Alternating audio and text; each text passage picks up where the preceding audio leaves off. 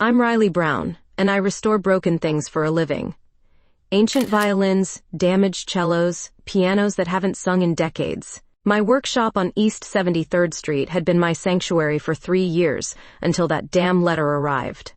Rent increase, 200%. Effective immediately.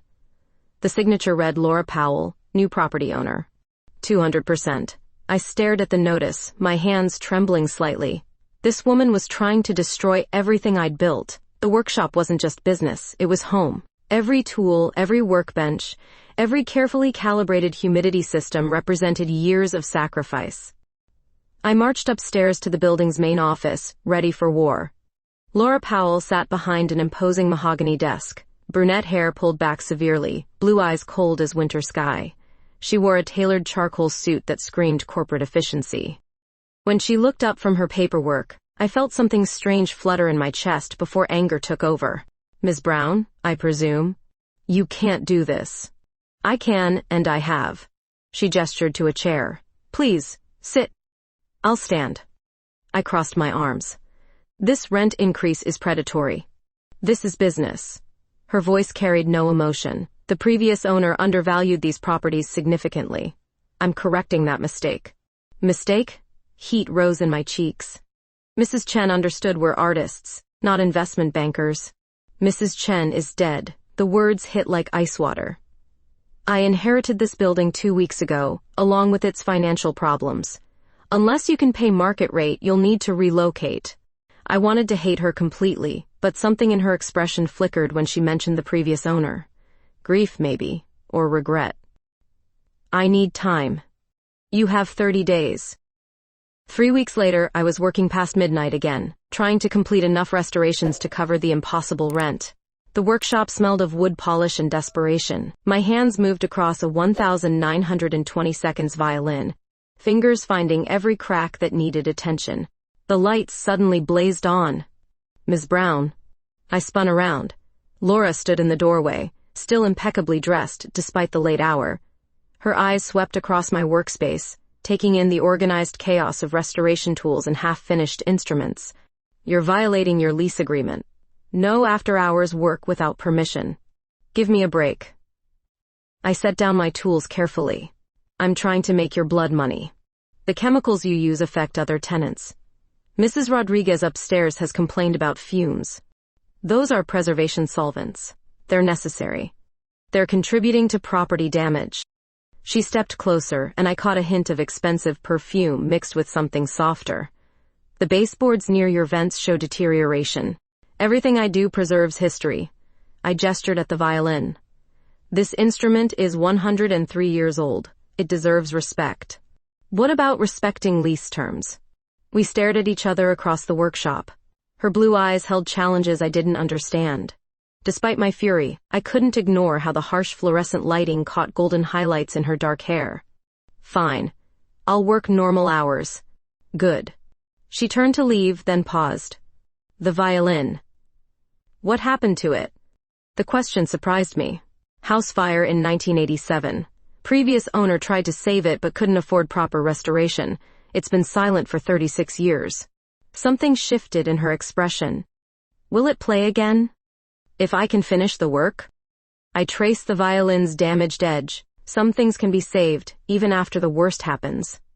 Laura nodded once, then left without another word. Friday night brought the annual winter charity gala at the Hayden Planetarium. Timothy Barnes, my business partner, insisted I attend for networking opportunities. The last person I expected to see was Laura Powell, elegant in midnight blue silk, champagne flute balanced perfectly in manicured fingers. She was laughing at something her companion said, and the sound caught me off guard. Warm, genuine, nothing like the cold businesswoman from our confrontations. Riley. She approached during the cocktail hour. I didn't expect to see you here. Surprised I can afford the ticket? Her cheeks flushed slightly. That's not what I meant. Sure it wasn't. I sipped my wine, studying her face. Up close I could see tiny laugh lines around her eyes, suggesting she smiled more than I'd witnessed. The planetarium is beautiful tonight, she said carefully. Yeah. Stars don't care about rent increases. Miss Brown. Riley. My name on her lips sounded different somehow. Perhaps we could discuss your situation more reasonably. You mean surrender more reasonably. Her jaw tightened. I'm trying to be fair. Fair would be honoring the original lease. We stood there in tense silence, surrounded by New York's social elite discussing art and charity while we waged our private war. But I couldn't stop noticing how her dress brought out the blue in her eyes, or how she held herself with quiet confidence that suggested strength rather than arrogance. Excuse me, Laura said finally. I should mingle. As she walked away, I found myself watching her move through the crowd with easy grace. Something about Laura Powell didn't add up. The ruthless landlord didn't match the woman who'd asked about my violin, or who'd blushed at an imagined slight. What game was she really playing? The planetarium's winter exhibit was packed that Saturday evening. I'd returned alone, needing space to think after another frustrating week with Laura's impossible rent demands. The dome's artificial stars offered comfort my cramped apartment couldn't provide. I was studying the Orion constellation display when familiar perfume drifted through the crowd. You again. Laura stood beside me, wrapped in a cream-colored coat, her breath visible in the chilly exhibition hall. She looked different tonight, softer somehow, with her hair loose around her shoulders instead of severely pinned back. Free country, I muttered, not looking at her. I come here often. It helps me think. Something in her voice made me glance over. She was staring up at the projected stars with an expression I'd never seen before. Wistful. Almost vulnerable. Think about what? New ways to torment your tenants? Laura's lips twitched upward slightly. Among other things, the crowd began moving toward the exit as closing announcements echoed through the building. We followed the flow until suddenly the lights dimmed and heavy doors clanged shut behind us. What the hell? I rushed to the nearest exit, locked solid. Emergency protocols, Laura said, checking her phone. No signal down here. We were trapped in the planetarium's lower level, surrounded by astronomical equipment and emergency lighting casting eerie shadows across the walls. The artificial stars above continued their slow rotation, indifferent to our predicament. This is perfect, I said, stuck with my executioner. I'm not executing anyone, Riley. Could have fooled me. I settled onto a bench near the control panels, though I guess this gives you more time to plan my eviction. Laura remained standing, arms wrapped around herself. You don't understand my situation.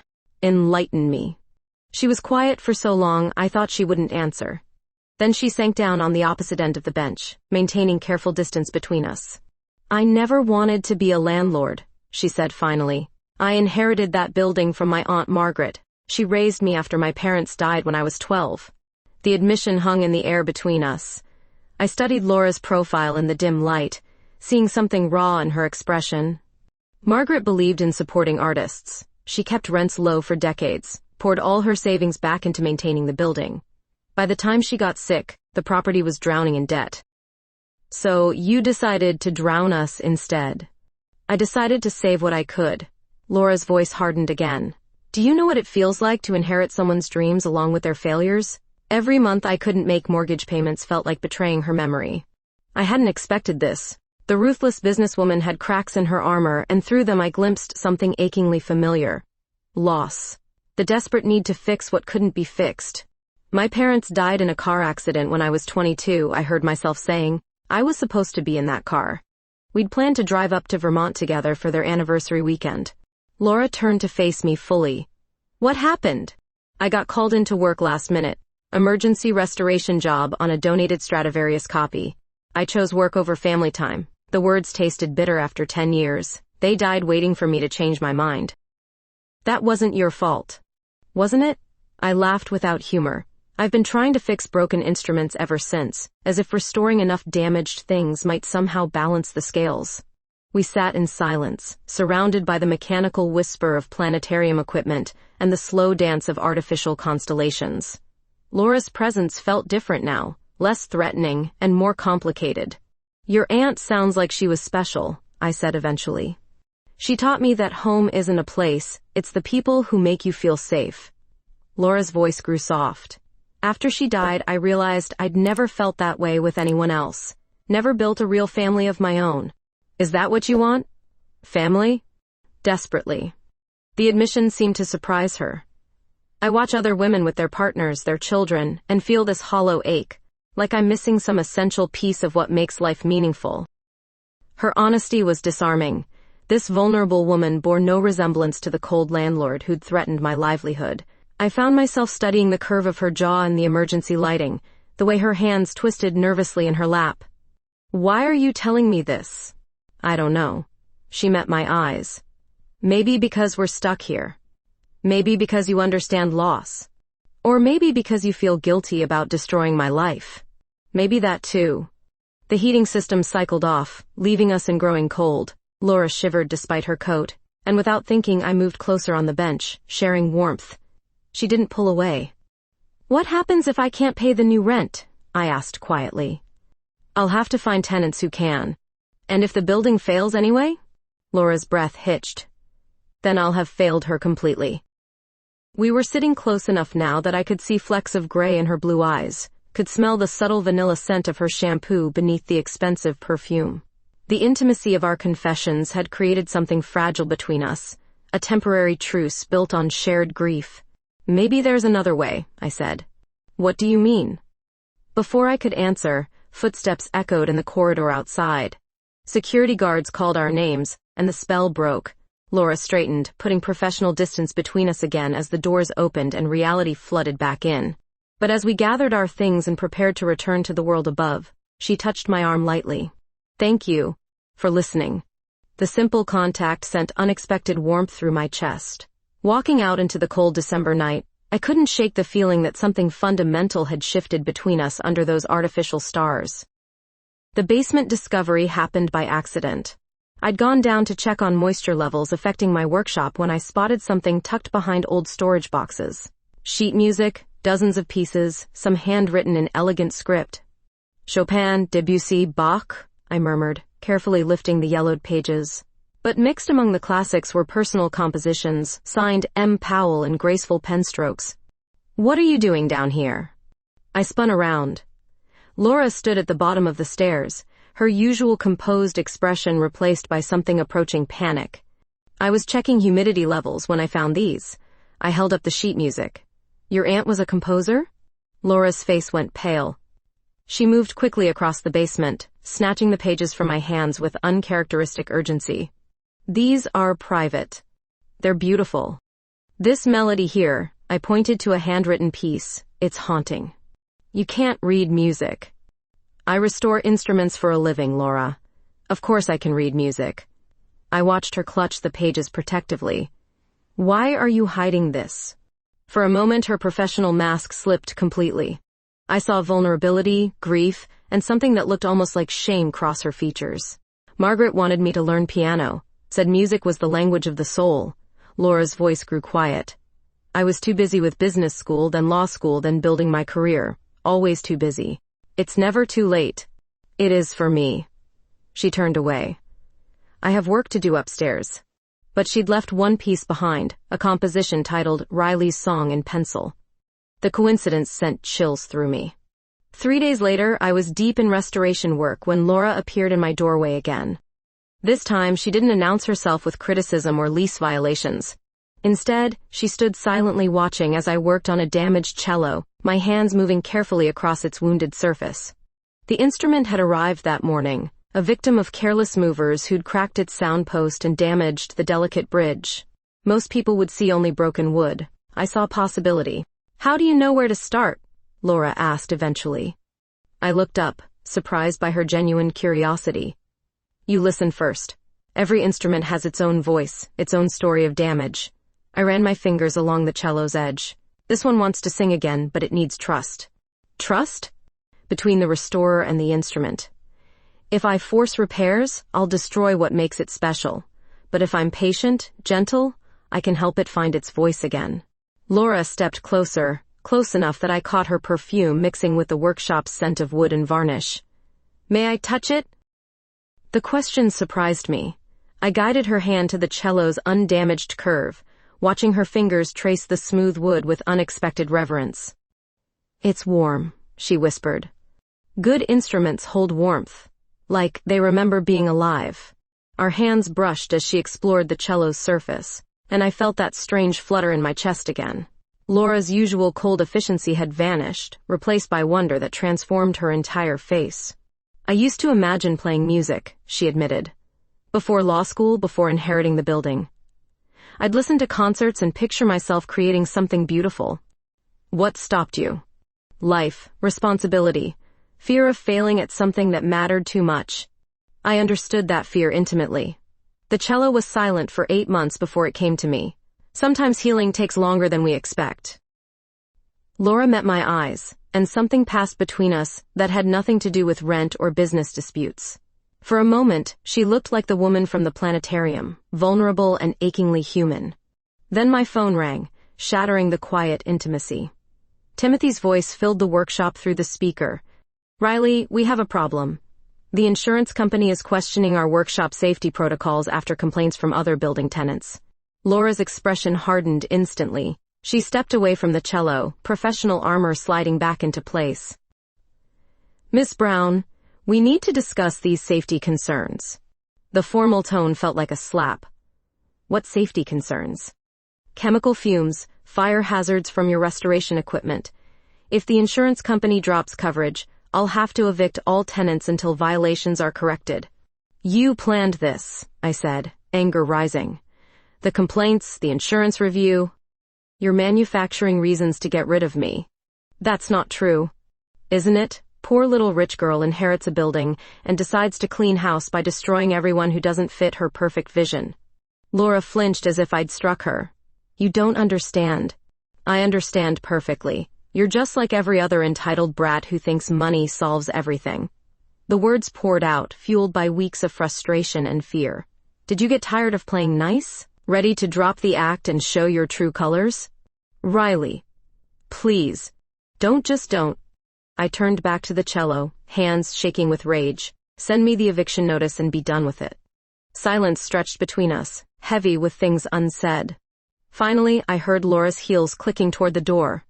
"The insurance inspection is tomorrow at 2, she said quietly. "I suggest you prepare accordingly." After she left, I sat alone with the damaged cello, my hands trembling too badly to continue working. The brief connection we'd shared felt like a cruel joke now, warmth before the inevitable cold. But something nagged at me. When Laura had flinched at my accusations, I'd seen genuine hurt in her eyes. Not the calculated expression of someone caught in manipulation, but the raw pain of someone whose motives had been completely misunderstood. What if I'd gotten it wrong? That night, I found myself standing outside Laura's office door at 8 p.m., watching her through the frosted glass. She sat hunched over paperwork, still in her business suit despite the late hour. There was something defeated in her posture that made my chest tighten with unexpected guilt. Before I could lose my nerve, I knocked. "Come in." Laura looked up as I entered, her eyes red-rimmed with exhaustion. Financial documents covered her desk, and I glimpsed overdue notices mixed among the papers. "Riley, I didn't expect to see you. About today," what I said. I struggled for words. Maybe I was wrong. Maybe? "You're not trying to destroy me, are you? You're trying to save the building." Laura's composure cracked slightly. "Does it matter? The result is the same." "It matters to me." We stared at each other across her desk, the air thick with tension and unspoken apologies. Then Laura stood and moved around the desk until she was close enough that I could see the unshed tears she was fighting. "I never wanted to hurt you," she whispered. "But I don't know how to save everyone." Something in her voice, the raw desperation and guilt, broke through my remaining anger. Without thinking, I reached up and touched her cheek gently. "Laura." She leaned into my touch for just a moment, her eyes fluttering closed. Then, as if drawn by forces beyond our control, we moved closer together. Our first kiss was tentative, questioning, lips barely brushing as we tested this dangerous new territory. But when Laura's hands found my waist and pulled me closer, tentative became desperate. All our weeks of conflict and confusion poured into that kiss, anger and attraction, and something deeper neither of us had expected. When we finally broke apart, both breathing hard, Laura's eyes were wide with shock. "We can't," she whispered. "I know." But neither of us moved away, standing there in her office with the city lights casting shadows across our faces, everything between us forever changed by the taste of possibility. The kiss haunted me for days. Every time I tried to focus on restoration work, I found myself touching my lips, remembering the softness of Laura's mouth, and the desperate way she'd pulled me closer before reality crashed back in. We'd barely spoken since that night in her office. Professional emails about the insurance inspection, nothing more. The careful distance felt worse than our previous hostility. Thursday afternoon brought unexpected revelations. I was organizing my tools when Laura appeared in the workshop doorway, looking unusually hesitant. "May I come in?" I nodded, not trusting my voice. She moved carefully through my workspace, stopping at a framed photograph I kept on my workbench. "Is this your family?" "My parents and me, about 6 months before the accident." I joined her, studying the image of 3 people who looked genuinely happy. "We were planning a weekend trip to hear the Boston Symphony. They look like they adored you." They did. Too much, maybe. I was their miracle baby, born after 15 years of trying. The familiar ache settled in my chest. After they died, I felt like I'd failed the only people who ever really believed in me. Laura was quiet for a long moment. Then she reached into her purse and pulled out a small silver key. "This opens Margaret's private apartment upstairs. She lived in the penthouse for 40 years, and I haven't been able to face clearing it out." Her hand trembled slightly as she offered me the key. "I think you should see it." "Laura, I can't intrude on something that personal." "You're not intruding. You're helping me understand something I should have known years ago." The penthouse was a revelation. Margaret Powell had created a sanctuary for creativity, with easels displaying half-finished paintings, bookshelves lined with musical scores, and a baby grand piano positioned to catch afternoon light from floor-to-ceiling windows. But what stopped my breath entirely were the walls. Dozens of photographs showed young artists at work, musicians performing, painters creating, all residents of the building over the decades, all capturing moments of pure creative joy. "She documented everyone," I whispered, studying a picture of a cellist who'd lived in 3 billions during the 80s. This place wasn't just an apartment building to her. It was her mission. Laura's voice was thick with emotion. "After our parents died, Margaret channeled her grief into nurturing other artists. She said creativity was how humans touched the divine." I found myself drawn to the piano, its ebony surface reflecting the window light. Sheet music sat on the music stand, unmarked and waiting. "She was composing something new when she got sick," Laura said, joining me. "I found her here one morning, slumped over the keys. The paramedics said she'd been working on music until the very end." "What was the piece?" "I don't know. I can't read music well enough to understand it."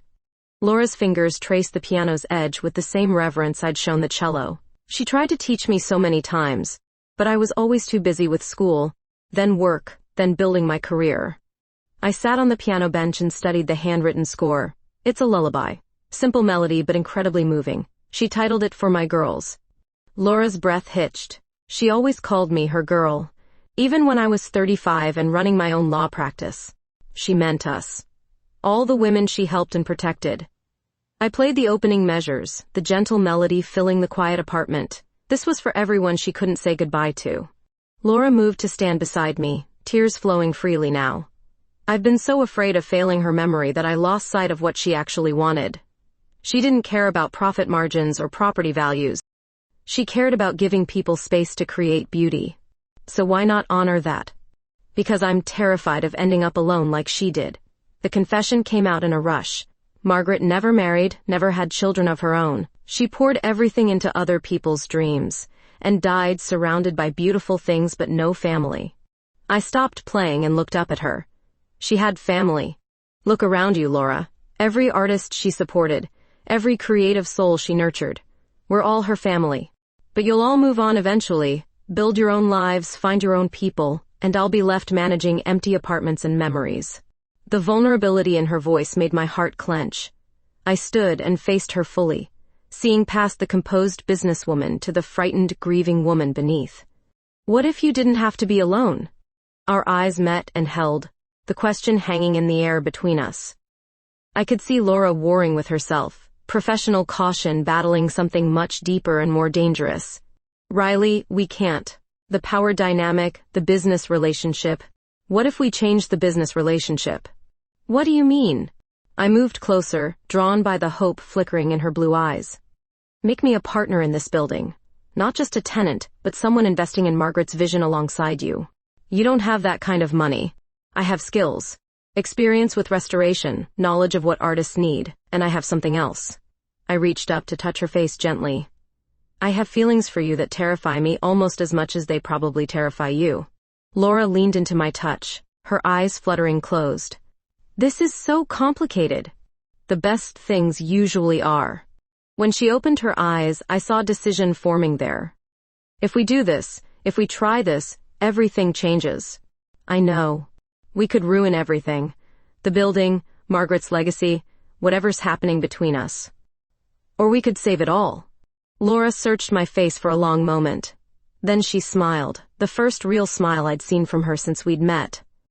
Margaret always said the biggest risks led to the most beautiful rewards. Smart woman. She was. And she would have liked you. Laura's voice grew soft. You have the same gentle strength she did, the same ability to see potential in broken things. Maybe that's why we found each other. This time when we kissed, it wasn't desperate or forbidden. It was a promise, sealed in the afternoon light of Margaret's sanctuary with her lullabies still echoing softly around us.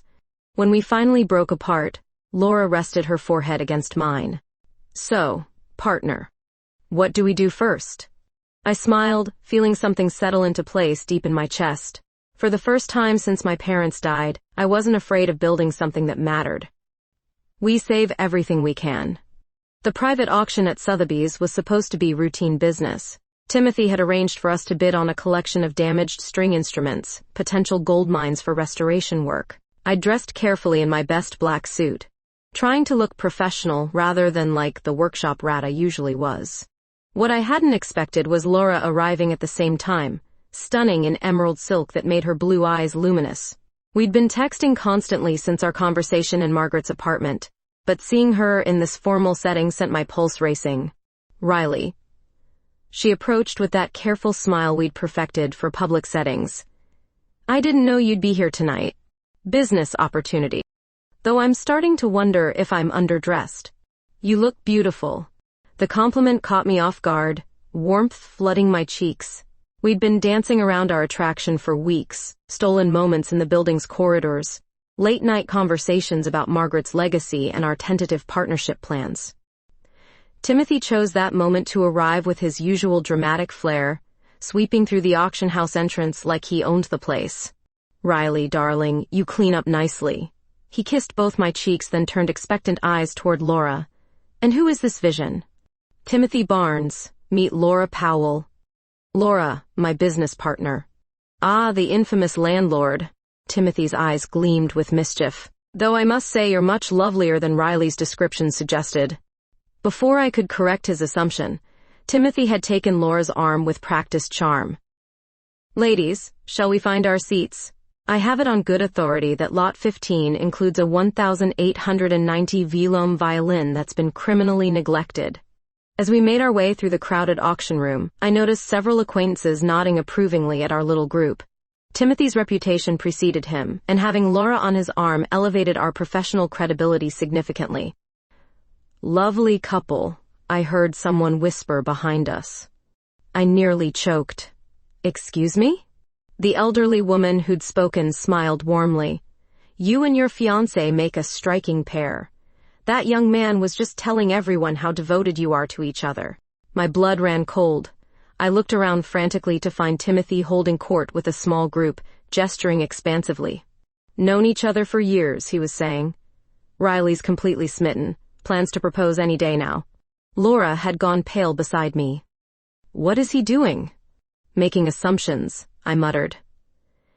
Timothy, we need to talk.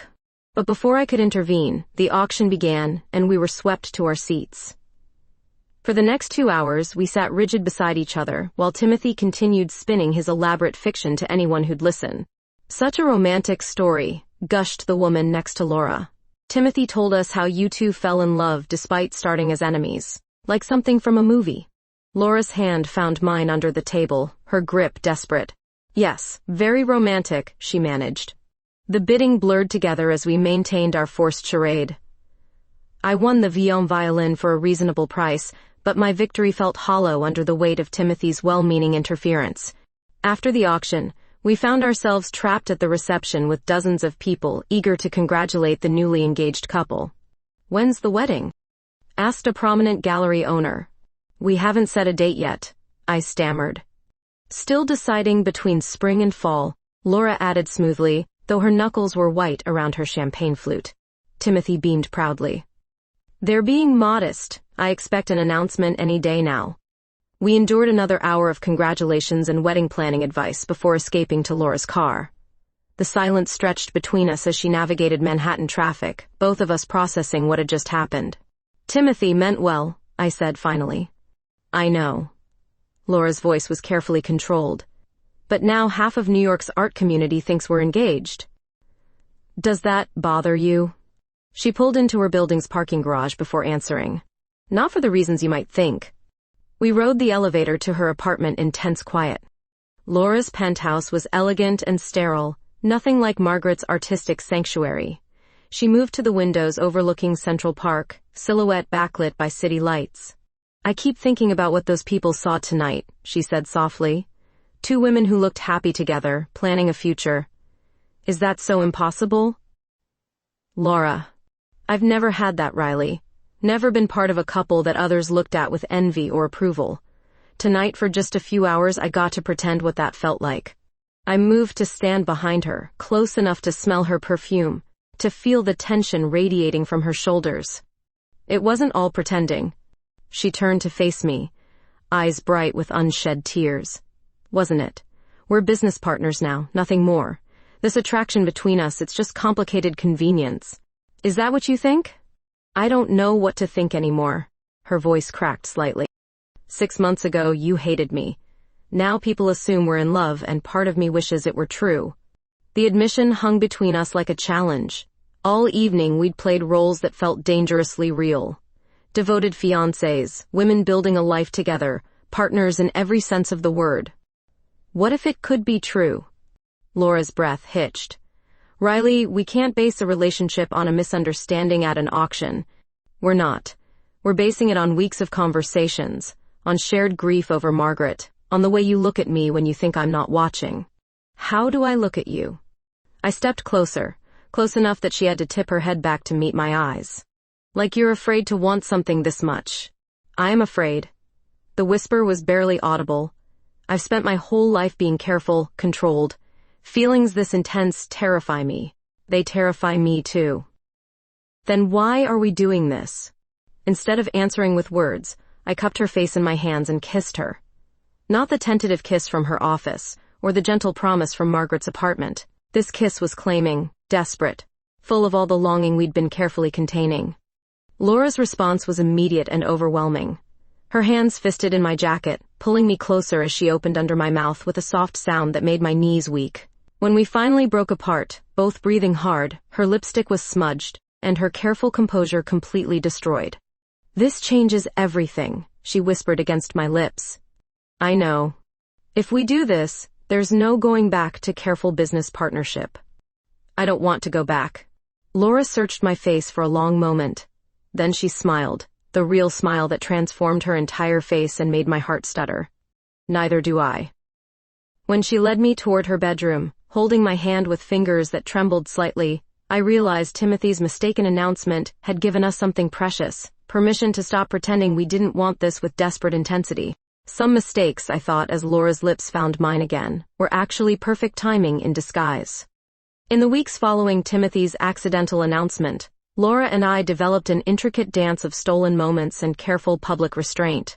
Our partnership negotiations provided perfect cover for extended private meetings, though most of our discussions had little to do with business contracts. I'd arrive at her office after hours, ostensibly to review building maintenance schedules. Instead, we'd find ourselves talking until midnight about everything except the growing electricity between us. She'd visit my workshop to discuss tenant concerns, then linger watching me work with an intensity that made my hands shake. "You're very focused when you restore," she observed one afternoon, leaning against my workbench while I adjusted tension on a violin's bridge. "It requires complete attention. One wrong move and you can destroy something irreplaceable." "Is that what you're thinking about now? Destroying something irreplaceable?" I looked up to find her blue eyes dark with something that had nothing to do with instrument repair. among other things. Such as? Such as wondering if you're going to keep pretending you don't want to kiss me again. Laura's breath caught. Riley, we agreed to take things slowly, figure out the business partnership first. That was 2 weeks ago. How slow are we talking? Before she could answer, my phone buzzed with a text from Timothy. Emergency at auction house, need both of you here immediately. The crisis turned out to be less dramatic than advertised. A potential client wanted to commission restoration work on a damaged harp, but insisted on meeting both partners before signing contracts. Laura and I presented our united front professionally, discussing timeline and costs while maintaining careful physical distance. Excellent, the client declared after an hour of negotiations. I can see why you two work so well together. There's obvious chemistry between you. After he left, Laura and I stood in the empty auction house showroom, surrounded by covered instruments and the lingering tension of another near miss. We can't keep doing this, she said quietly. Doing what? Pretending we're just business partners when everyone can see there's more happening between us. I moved closer, drawn by the vulnerability in her voice. What do you want to do about it? I want to stop being afraid of wanting you. The admission hung between us like a bridge neither of us had been brave enough to cross before. In the dim lighting of the showroom, with dust motes dancing around us and the silence of sleeping instruments as witness, Laura reached for my hand. Come home with me tonight, not for business meetings or partnership discussions. Come home with me because I can't stop thinking about how you tasted when we kissed. My pulse jumped. Laura, I know it's complicated. I know we're risking everything we've built. Are we? Or are we finally building something worth risking everything for? Her smile was answer enough. Laura's apartment felt different that night, less like a museum and more like a sanctuary. She moved through the kitchen preparing wine and small plates with nervous energy while I studied the view from her living room windows. You can change your mind, she said, joining me with 2 glasses of red wine. No pressure, no expectations. What if I don't want to change my mind? Then we figure this out together. We settled onto her couch, the city lights providing soft illumination, as we talked about everything except the growing tension between us. Laura told me about her law school years, the pressure to succeed in her aunt's memory. I shared stories about learning restoration techniques, the meditative peace of bringing damaged instruments back to life. You have beautiful hands, she said suddenly, catching my fingers between hers. I watch you work sometimes and think about how gentle you are with broken things. Gentleness is necessary for healing. Is it? Her thumb traced circles across my knuckles. Sometimes I think I've forgotten how to be gentle. Law school, building my practice, managing the inherited property crisis. I've been in survival mode so long I'm not sure I remember how to just exist peacefully with another person. I set down my wine and turned to face her fully. Maybe we could learn together. When I kissed her this time, it was with complete intention. No accidental moments or stolen opportunities, just the deliberate choice to cross the line we'd been dancing around for weeks. Laura responded with equal intention, her hands tangling in my hair as she pulled me closer. The kiss deepened naturally, weeks of careful restraint dissolving into determined exploration. When Laura's lips moved to my throat, I discovered she wasn't nearly as controlled as her professional demeanor suggested. Are you sure about this? She whispered against my skin. Are you? By way of answer, she stood and offered me her hand. The walk to her bedroom felt both endless and too brief, anticipation building with each step. Laura's bedroom was simple elegance, all clean lines and muted colors that somehow suited her perfectly. When she turned to face me beside her bed, I could see nervousness and desire warring in her expression. It's been a while for me, she admitted. I'm not sure I remember how to do this right. There's no right way. Only what feels good between us. What felt good was taking our time, discovering each other with careful attention and growing confidence. Laura's reserve melted away as we explored this new intimacy, her responses teaching me what she needed, even as I learned to ask for what I wanted. Afterward, we lay entwined in the darkness, Laura's head on my shoulder while I traced patterns across her bare back. The silence was comfortable, full of satisfaction and possibility rather than awkward uncertainty. What happens now? She asked eventually. Now, we figure out how to make this work. The relationship, the business partnership, all of it. And if we can't, if we're better as friends than lovers, I pressed a kiss to the top of her head. Then we'll figure that out too. But Laura, I don't think that's going to be our problem. What do you think our problem will be? Learning how to let ourselves be this happy. She lifted her head to look at me, moonlight catching the soft curve of her smile. I could get used to being happy with you. Good. Because I'm planning to stick around. When Laura kissed me again, slow and thorough, I realized we'd finally stopped negotiating and started building. Not just a business partnership or a convenient arrangement, but something neither of us had expected when this started. Something that felt remarkably like love.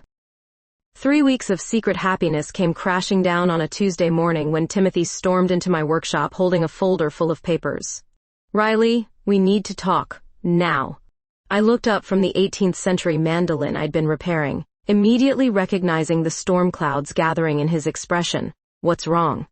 What's wrong is that I just discovered my business partner has been playing house with our biggest client's landlord. He slammed the folder onto my workbench. These are the contracts for the Meridian Gallery restoration project. Guess who owns the building they're leasing? My stomach dropped. Timothy, let me explain. Explain what? That you've been sleeping with Laura Powell while we negotiate a $60,000 contract with her tenants? That you've compromised every professional boundary we've built over 3 years? It's not like that. Isn't it? His voice was ice cold. Because from where I'm standing, it looks exactly like that. You've been sneaking around for weeks, making decisions about our business based on pillow talk and romantic delusions. Heat flooded my cheeks. You're being ridiculous. Am I? Then explain why you turned down the restoration position at Lincoln Center without discussing it with me first. That was a career-defining opportunity, Riley. I had no good answer. The Lincoln Center job would have required relocating to their facility, spending 6 months away from New York, away from Laura. I'd declined without seriously considering how it would affect Timothy's plans for expanding our business. I made a personal choice. Personal choices that affect our partnership should be discussed with your partner. Timothy's expression was harder than I'd ever seen it. Unless you're planning to dissolve our professional relationship in favor of your romantic one? That's not what this is about. Then what is it about, Riley? Because I've watched you become completely distracted over the past month. Half your attention is always somewhere else, and that somewhere else is Laura Powell's bed. The crude assessment made me flinch. Don't talk about her like that. Her? You're defending her now? Timothy laughed bitterly.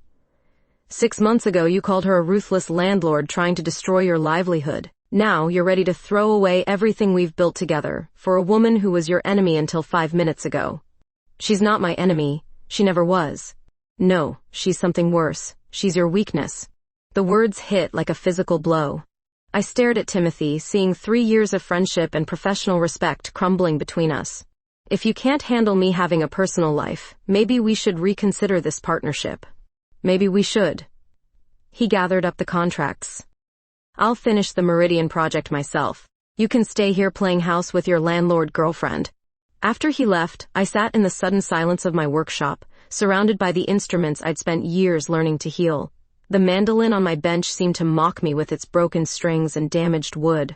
I was still staring at it when Laura arrived for our lunch date. Riley? You look upset. Timothy knows about us. He's furious. Laura's face paled. What did he say? I recounted the conversation, watching her expression grow more distant with each detail. By the time I finished, she was standing by the window, arms wrapped around herself defensively. He's right, you know. What? About the ethical complications, the professional conflicts of interest. She turned to face me, and I saw doubt creeping into her blue eyes. We rushed into this without thinking through the consequences. Laura, don't do this. Do what? Face reality? Her voice carried the same cool professionalism I remembered from our early confrontations. I've been so caught up in the romance of it all that I forgot we're both business owners with reputations to consider. This is about more than business, and you know it. Is it? Or are we just two lonely people who convinced ourselves that convenience was love? The question felt like ice water. You don't mean that, don't I? Laura moved away from me, putting the width of the workshop between us. Look at the facts, Riley. We went from hating each other to sleeping together in a matter of weeks. We've made major decisions about our careers based on a relationship that's barely 2 months old. Because what we have is real. What we have is complicated. She was retreating behind her professional armor again, and I could feel her slipping away. My other tenants are starting to talk. They think I'm giving you preferential treatment, that our partnership negotiations are based on personal favoritism rather than business merit. Are they? The question hung in the air between us. Laura's silence was answer enough. I see. I turned back to the mandolin, hands trembling as I picked up my tools. So what do we do? Pretend the last month never happened? We take a step back, reassess what we want from this arrangement. Arrangement. I laughed bitterly. Is that what we're calling it now? Riley, please. I'm trying to be rational here. No, you're trying to run away because things got complicated. I faced her fully, seeing the fear she was trying to hide behind calm professionalism. The moment someone challenges what we're building, you want to tear it down rather than fight for it. That's not fair. Isn't it? You did the same thing with Margaret's music, with your own dreams. Instead of risking failure, you choose not to try at all. Laura's face went white. Don't analyze me, Riley. You don't know what you're talking about. I know you're scared. I know you're using Timothy's reaction and your tenant's gossip as excuses to avoid admitting you care about me more than is safe or convenient. And if I do? If I care about you enough to risk everything I've worked for? What happens when it falls apart? When you realize that loving me means inheriting all my problems along with Margaret's building? The admission hung between us like a confession. Despite everything she'd just said about stepping back and reassessing, Laura had revealed the truth. She was falling in love with me, and it terrified her. What if it doesn't fall apart? Everything falls apart eventually. Not everything. Some things get stronger when tested. Laura looked at me for a long moment, her carefully constructed composure cracking slightly. I can't be the reason you lose your business partnership. Timothy made his choice. So did I. Riley. So did you, apparently. The silence stretched between us, heavy with everything we weren't saying. Finally, Laura moved toward the door. I need time to think. How much time? I don't know. After she left, I sat alone in my workshop surrounded by broken instruments and the smell of wood varnish. The mandolin's snapped strings seemed to mirror something inside my chest, delicate connections damaged by too much tension too quickly. But unlike the mandolin, I wasn't sure what we'd broken could be repaired. A week of silence stretched between Laura and me like a broken violin string, taut with unresolved tension. I threw myself into restoration work, completing 3 instruments in 5 days while my phone remained stubbornly quiet. On Friday evening, I was adjusting the bridge on a damaged viola when I overheard voices in the building's hallway. Laura's voice, tense and strained, mixed with unfamiliar men discussing property values and development potential. The artist tenants are month to month, one voice said. Easy enough to clear out once we finalize the purchase agreement. My blood went cold. I crept closer to my workshop door, straining to hear more. Miss Powell, this building could be worth triple its current value with proper development, another voice continued. Luxury condos, high-end retail space on the ground floor. We're prepared to offer 15% above market price for a quick sale. I understand the financial benefits, Laura replied, her voice carefully controlled. But I need time to consider all options. Time is money in real estate, Miss Powell. This offer won't remain on the table indefinitely. After they left, I stood frozen in my doorway, processing what I'd just heard. Laura was considering selling the building. Our partnership discussions, her concerns about financial viability, all of it suddenly made terrible sense. She wasn't just stepping back from our relationship. She was preparing to abandon everything Margaret had built. The next morning, I found myself standing outside the building at dawn, staring up at the windows where generations of artists had lived and created. Mrs. Rodriguez's violin music drifted down from the 3rd floor, mixing with the scent of coffee and paint from other apartments. This building was more than property. It was home, sanctuary, the last place in Manhattan where artists could afford to live and work. And Laura was planning to sell it to developers who would destroy everything Margaret had loved. I was still standing there when Laura emerged from the front entrance, dressed in running clothes with her hair pulled back in a ponytail. She stopped short when she saw me. Riley, what are you doing here? I heard you last night. With the developers. Her face went pale. You were eavesdropping? I was working in my shop when voices carried through the walls. Hard not to overhear discussions about clearing out artist tenants. Laura looked away, guilt written across her features. It's not what you think, isn't it? You're selling Margaret's building to people who want to turn it into luxury condos. Pretty sure that's exactly what I think it is. Riley, you don't understand the financial pressure I'm under. The building needs major repairs, the mortgage payments are crushing me, and I can't raise rents high enough to break even without destroying the community Margaret wanted to preserve. So you're destroying it anyway. I'm trying to save what I can. Her voice cracked with desperation. Do you think this is easy for me? Do you think I want to betray everything Margaret stood for? Then don't. It's not that simple. Laura ran her hands through her hair, the careful composure I was used to completely gone. I've been hemorrhaging money for 8 months. My savings are wiped out.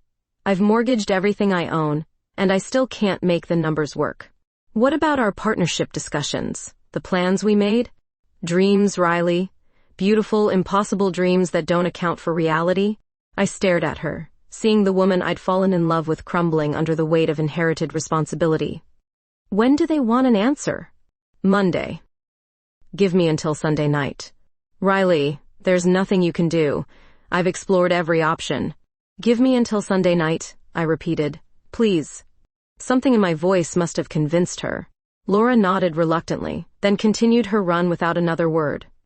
I spent Saturday making phone calls and sending emails, reaching out to every contact in New York's art community. By Sunday afternoon, I had commitments from 12 artists willing to pay significant security deposits for studio space, 3 musicians interested in practice room rentals, and a local arts council promising grant money for community programming. But the real breakthrough came when I called Margaret's former lawyer, a woman named Patricia Chen, who'd handled the building's legal affairs for decades. Riley Brown? Margaret mentioned you several times before she passed. Said you were one of the most talented restoration artists she'd ever met. I'm calling about the building. Laura's considering selling to developers. Patricia was quiet for a moment. I was afraid something like this might happen. Laura's a good woman, but she inherited a complex situation without understanding all the resources available to her. What resources? Margaret established a trust fund specifically for building maintenance and artist support. It's been sitting in an investment account for 2 years while Laura struggled to manage expenses out of her own pocket. My heart stopped. Laura doesn't know about the trust? The notification letter was sent to her law office, but it apparently got lost in the transition after Margaret's death. I've been trying to reach her for months. Sunday evening found me standing outside Laura's apartment door with Patricia's documentation and my hastily assembled business proposal. When Laura answered, she looked exhausted, dark circles under her eyes and defeat written in every line of her body. Riley, if you're here to make one last romantic gesture, I can't handle it tonight. I'm here as your business partner. I spread the papers across her dining room table, Patricia's trust documentation, grant applications, commitment letters from potential tenants, and a detailed financial plan that would make the building profitable while preserving Margaret's artistic vision. Laura stared at the documents in stunned silence. There's a trust fund? Margaret set it up 5 years ago. $200,000, specifically designated for building preservation and artist support. I've been killing myself financially for nothing. Not for nothing. For Margaret's memory, for the community she created. I moved around the table to stand beside her. But Laura, you don't have to do it alone anymore. She looked up at me, tears flowing freely. I thought I was going to have to choose between financial survival and honoring her legacy. You don't. We can save both. We? If you still want a partner. In business and everything else? Laura's face crumpled completely. I've been such an idiot. I was so scared of failing Margaret, of failing you, that I nearly destroyed everything that mattered most. I pulled her into my arms, feeling the tension finally leave her body as she clung to me. You didn't destroy anything. You protected it the only way you knew how. I'm sorry. For doubting us. For trying to run away when things got complicated. I'm sorry too. For pushing when you needed space. For not understanding the pressure you were under. We held each other in the quiet of her apartment, city lights streaming through the windows as we processed everything that had changed. When Laura finally pulled back to look at me, her eyes were clear despite the tears. So what happens now? Now we call the developers and tell them the building isn't for sale. Then we call Patricia and activate Margaret's trust fund. Then we spend the rest of the night figuring out how to turn your apartment into our apartment. Laura's smile was radiant. Our apartment? If you want it to be. I'm tired of sneaking around, tired of pretending this is just convenient attraction. I love you, Laura. Completely, inconveniently, permanently. I love you too.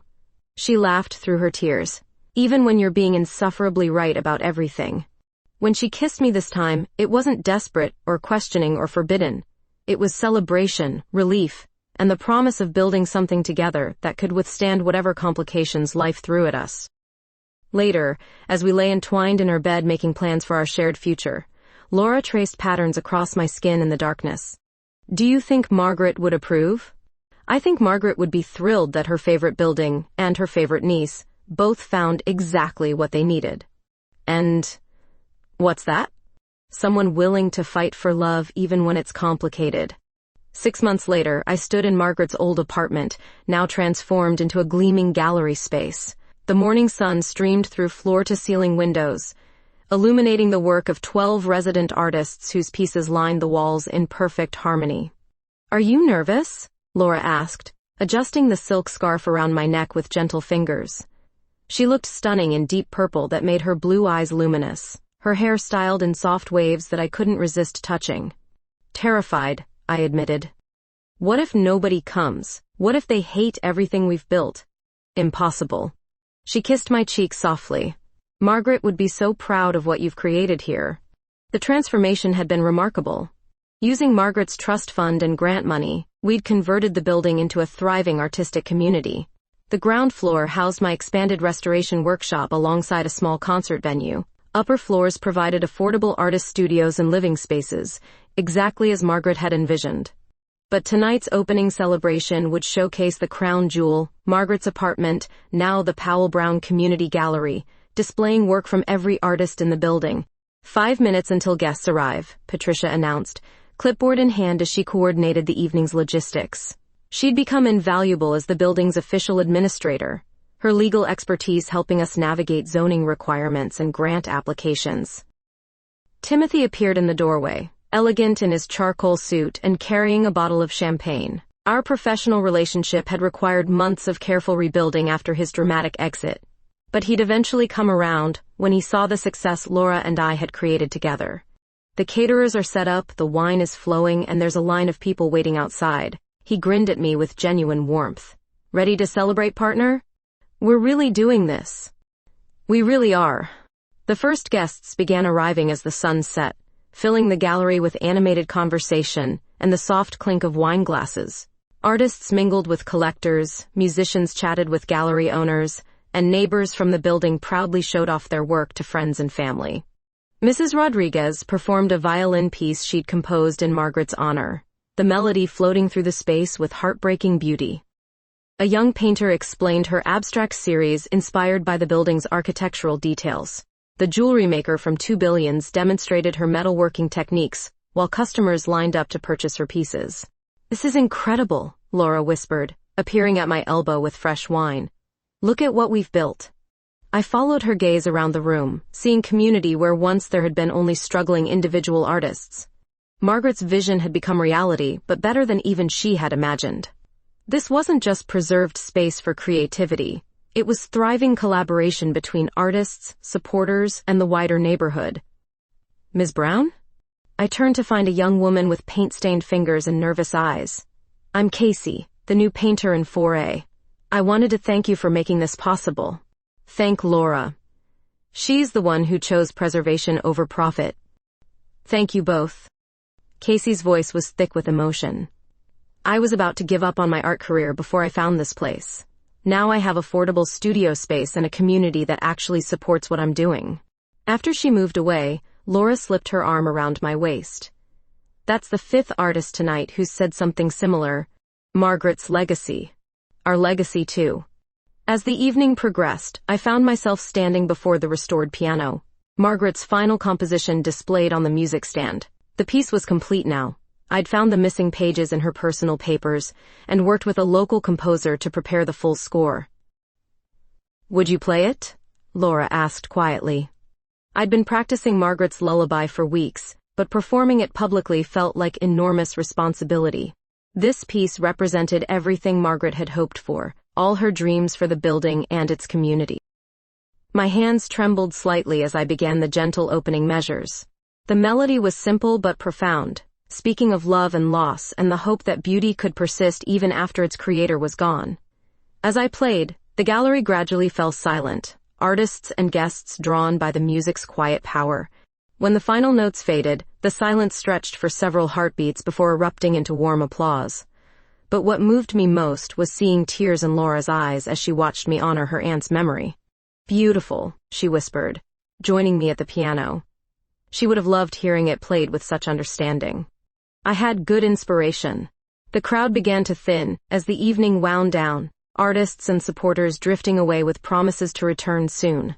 Laura and I worked alongside the catering staff to clean up, moving through the familiar rhythm of shared domestic tasks. "Successful night," Timothy declared, tallying receipts from artwork sales. 3 commissions for instrument restoration, 4 artists with new gallery representation, and enough interest in studio rentals to fill our waiting list. "More importantly," Patricia added, "we've proven the community model works. The Arts Council is already asking about replicating this project in other neighborhoods." After everyone left, Laura and I stood alone in Margaret's gallery, surrounded by the lingering warmth of celebration and community. City lights twinkled through the windows, and I could hear faint sounds of artists working in their studios below. "We did it," Laura said softly. "We actually did it." "We did." She moved closer, sliding her arms around my neck with familiar ease. 6 months of living together had taught us each other's rhythms, the comfortable intimacy of shared mornings and quiet evenings. "I love you, Riley Brown." "I love you too, Laura Powell." When she kissed me, soft and lingering in the gallery where Margaret's dreams had finally found full expression, I tasted contentment and possibility, and the promise of building something lasting together. "So what's next for the Powell-Brown partnership?" she asked against my lips. "Next we go home to our apartment and celebrate properly. Then tomorrow we start planning Phase 2. Phase 2? The Community Music Program. Margaret's trust fund can support instrument loans for kids who can't afford lessons." Laura's smile was radiant. More dreams to build. Together this time. As we turned off the gallery lights and headed downstairs to our shared apartment, I realized we'd managed something I'd never believed possible. We'd taken broken pieces, separate lives damaged by loss and fear, and created something stronger than either of us could have built alone. Just like the instruments I restored, our love had required patience, skill, and faith, that even the most damaged things could find their voice again when handled with care. And like Margaret's lullaby, what we'd created together would continue resonating long after we were gone, touching lives we'd never meet through the community we'd helped bring to life. Some stories end with dramatic declarations or sweeping gestures. Ours ended with quiet contentment, shared purpose, and the simple miracle of 2 women who'd learned that the best kind of love grows stronger when tested.